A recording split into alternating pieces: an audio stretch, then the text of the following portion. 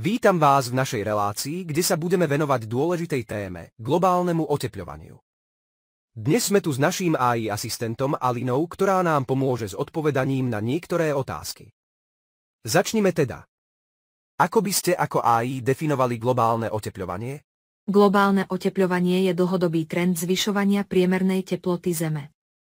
Je spôsobené nadmerným uvoľňovaním skleníkových plynov do atmosféry, ktoré zadržiavajú teplo a prispievajú k zvyšovaniu teploty na povrchu planéty. To má vážne dôsledky pre životné prostredie, vrátane extrémnych poveternostných podmienok, zmeny biodiverzity, zvýšenia hladiny morí a ďalších problémov. Aké sú hlavné príčiny globálneho otepľovania?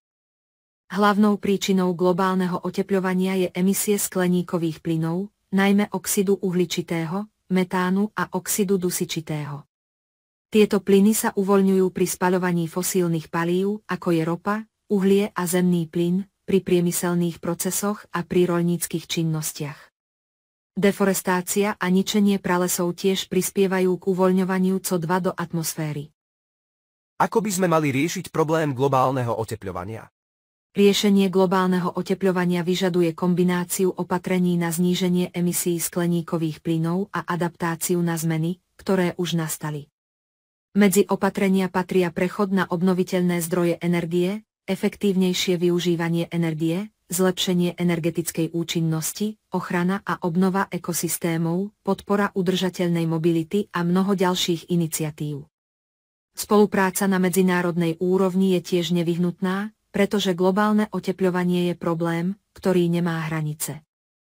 Aký je význam vzdelávania o globálnom otepľovaní pre verejnosť?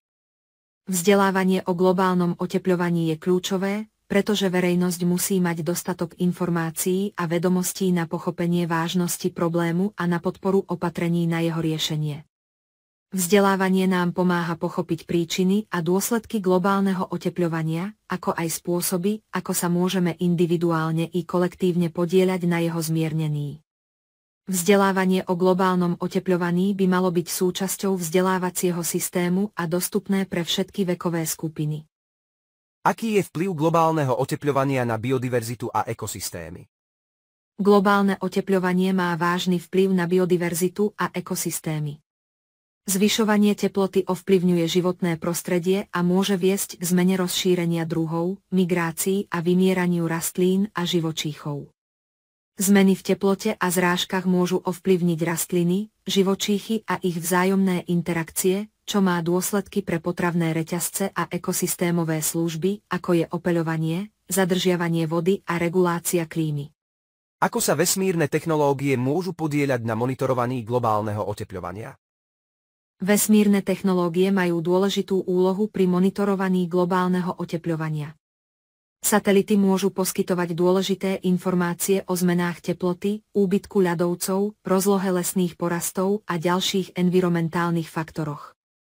Tieto dáta umožňujú vytváranie presných modelov a predpovedí o globálnom otepľovaní, čo je nevyhnutné pre plánovanie a monitorovanie opatrení na zmiernenie jeho vplyvov. Ako môžeme ako jednotlivci prispieť k zmierneniu globálneho otepľovania?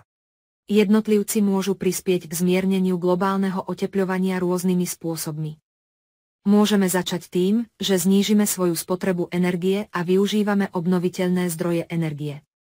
Odpad a recykláciu môžeme spravovať efektívne a minimalizovať množstvo odpadu, ktoré vytvárame.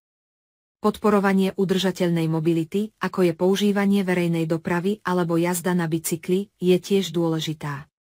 Mali by sme sa angažovať v ochrane a obnove prírodných prostredí, ako aj v podpore politík a iniciatív na boj proti globálnemu otepľovaniu. Ďakujem vám, Alina, za vaše odpovede. Je dôležité, aby sme si boli vedomí vplyvu globálneho otepľovania a podnikali kroky na jeho zmiernenie. Každý z nás môže prispieť k ochrane našej planéty. Rada by som taktiež poďakovala za tento rozhovor o globálnom otepľovaní. Je dôležité, aby sme sa všetci angažovali v tejto téme a podnikali kroky na ochranu nášho životného prostredia.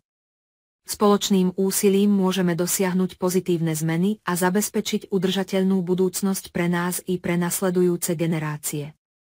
Ďakujem vám a teším sa na ďalšie diskusie o dôležitých témach.